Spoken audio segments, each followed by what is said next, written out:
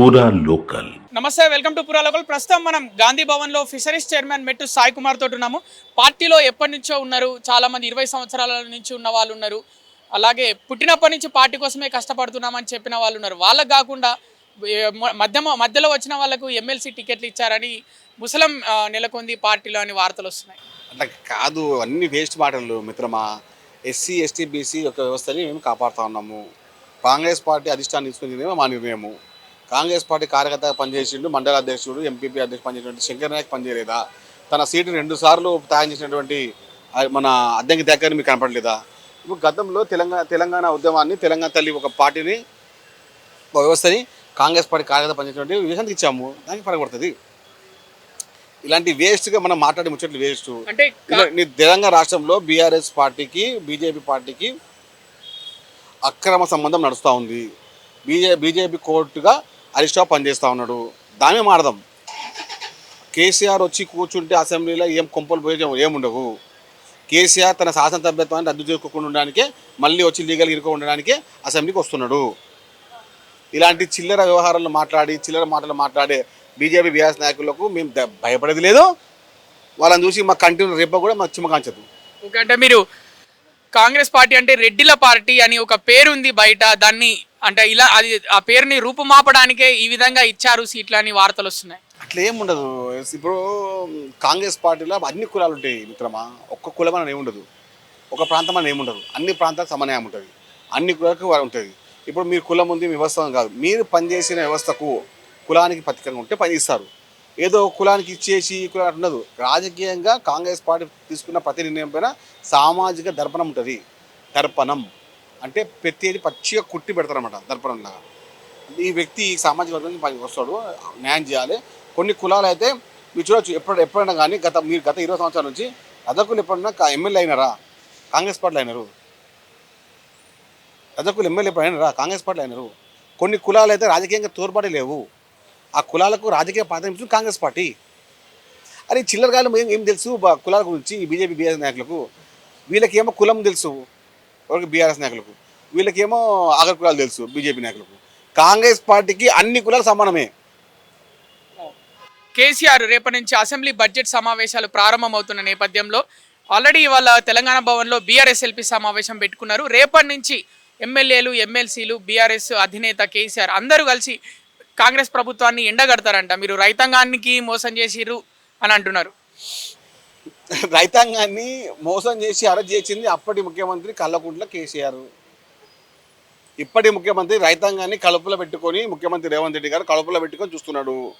21,000 కోట్ల రుణమాఫీ చేసినాము. సన్నాలకు 5 రూపాయలు, వడ్లకు సన్నాలకు 5 రూపాయలు ఇస్తున్నాము. డిఎస్సి ఇచ్చాము, గ్రూప్ 2 ఇచ్చాము. రైతులన్నీ కలుపులో చూసుకుంటున్నాము. రైతు కమిషన్ వేసాము.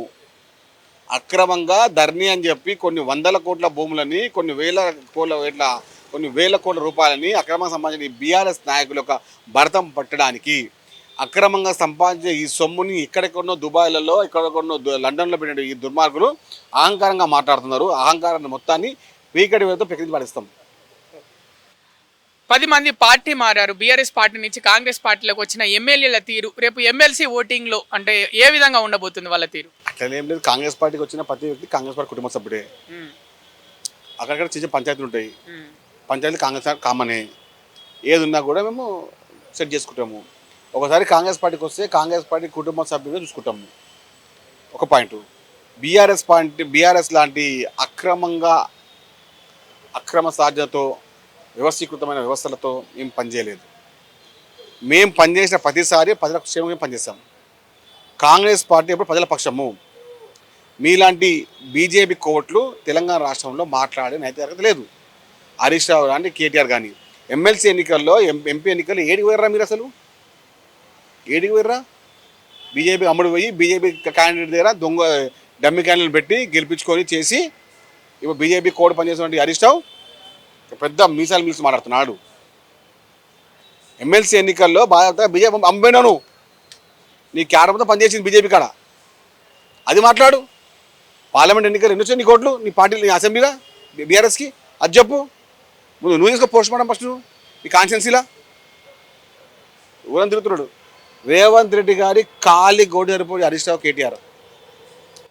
ఇక చివరి ప్రశ్న, ప్రభుత్వం మీద వ్యతిరేకత అనేది సోషల్ మీడియాలోనే కనిపిస్తుందా, లేకపోతే అది వీళ్ళు చేస్తున్న ప్రతిపక్షాలు చేస్తున్న ప్రచారమా? నిజంగానే మీరు నమ్ముతారా అంటే ఇలా అంటే వ్యతిరేకత ఉంది అనేది? నేను చెప్పమంటానా, మీరు అనుకోండి ఒక విషయం.